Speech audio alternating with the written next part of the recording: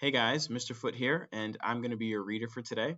And I figured, since I'm your music teacher, it would be fun to read to you a story about one of my favorite musicians, Duke Ellington. Duke Ellington was a piano player, and he's got an awesome story. So let's learn a little bit about Duke together. And I've got some music for the background. Here we go. You ever hear of the jazz playing man? The man with the cats who could swing with his band. He was born in 1899 in Washington, D.C., born Edward Kennedy Ellington. Wherever young Edward went, he said, "Hey, call me Duke." Duke's name fit him rightly. He was a smooth-talking, slick-stepping piano-playing kid. But his piano playing wasn't always as breezy as his stride. When Duke's mother Daisy and his father J.E. enrolled him in piano lessons, Duke didn't want to go. Baseball was Duke's idea of fun, but his parents had other notions for their child. Duke had to start with piano basics, his fingers playing the same tired tune, 1 and 2 and 1 and 2. Daisy and J.E. made Duke practice day after day. To Duke, 1 and 2 wasn't music. He called it an umpy-dump sound that was headed nowhere worth following. He quit his lessons and kissed the piano a fast goodbye.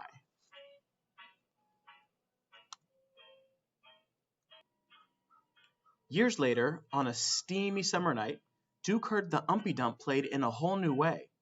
Folks called the music ragtime, piano that turned umpy dump into a soul-rousing romp.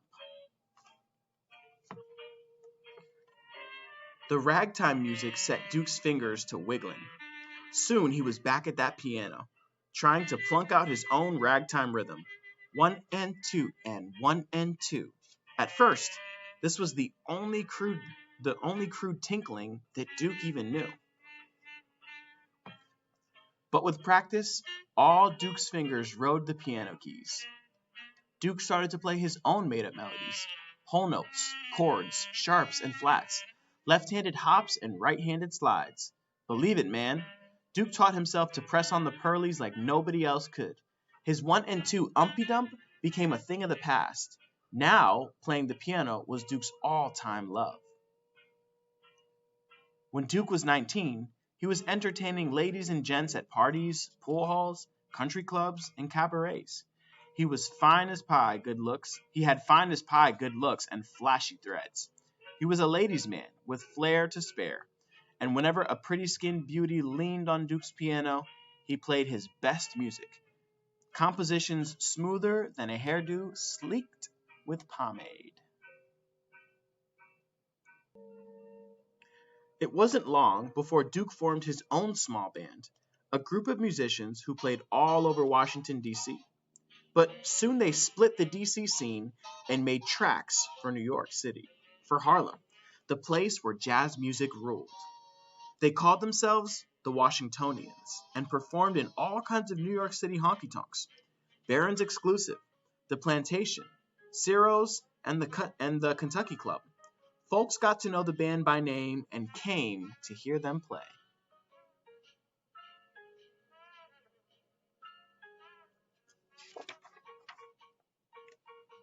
Then, on an autumn day in 1927, Lady Luck smiled pretty on the Washingtonians. They were asked to play at the Cotton Club, Harlem's swankiest hangout, a big-time night spot.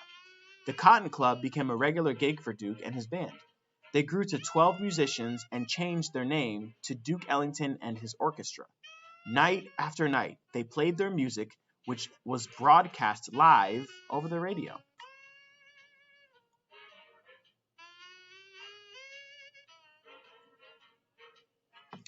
For all those homebodies out in radio lovers' land, folks who only dreamed of sitting pretty at the Cotton, the show helped them feel like they were out on the town. Duke's Creole love call was spicier than a pot of jambalaya. His mood indigo was a musical stream that swelled over the airwaves.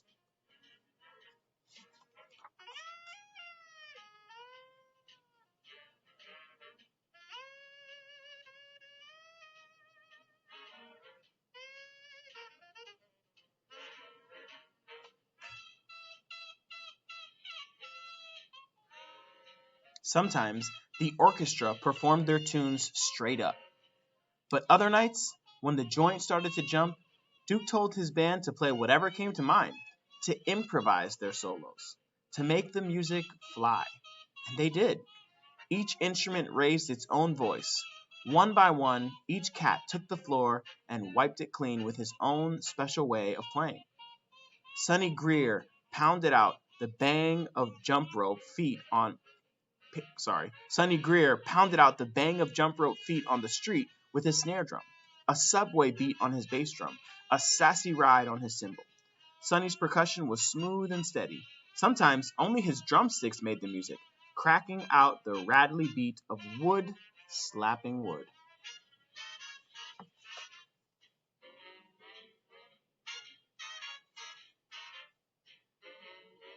Along with Sonny Joe, Tricky Sam Nanton went to work on his trombone, sliding smooth melodic gold. He stretched the notes to their full tilt, pushing and pulling their tropical lilt. When Tricky Sam was through, he'd nod to Otto Toby Hardwick. Your turn, he'd say. Take the floor, Daddy-O. Toby let loose on his sleek brass sax, curling his notes like a kite tail in the wind. A musical loop-de-loop with a serious twist. Last came James Bubber Miley. He was a one-of-a-kind horn player. He could make his trumpet wail like a man whose blues was deeper than the deep blue sea. To stir up the sound of his low moan horn, Bubber turned out a growl from way down in his throat. His gut bucket tunes put a spell on the room.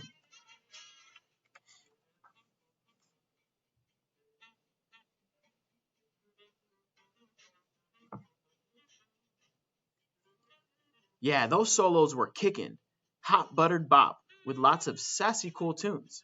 When the band did their thing, the Cotton Club performers danced like the Black Bottom, the Fishtail, and the Susie Q.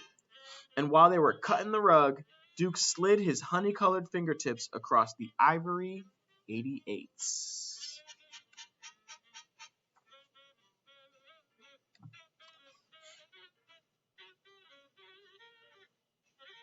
The word on Duke and his band spread from New York to Macon to Kalamazoo and on to the sunshiny Hollywood Hills.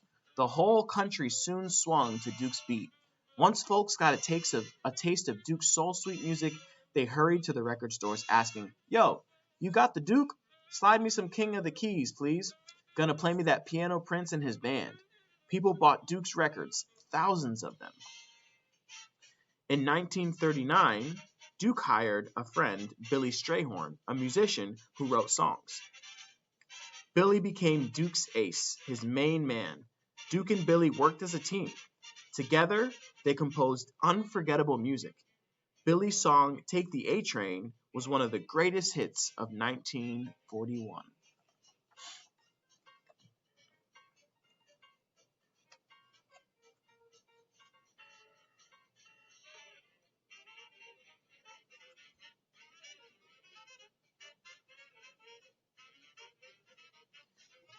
With the tunes that he and Billy wrote, Duke painted colors with his band sound. He could swirl the butterscotch tones of Tricky Sam's horn with the silver notes of the alto saxophones. And ooh, those clarinets. Duke could blend their red-hot blips with a purple dash of brass from the trumpet section. In time, folks said Duke Ellington's real instrument wasn't his piano at all. It was his orchestra. Most people called his music jazz, but Duke called it the music of my people. And to celebrate the history of African American people, Duke composed a special suite he called Black, Brown, and Beige, a suite that rocked the bosom and lifted the soul. Black, Brown, and Beige sang the glories of dark skin, the pride of African heritage, and the triumphs of black people, from the days of slavery to the years of civil rights struggle.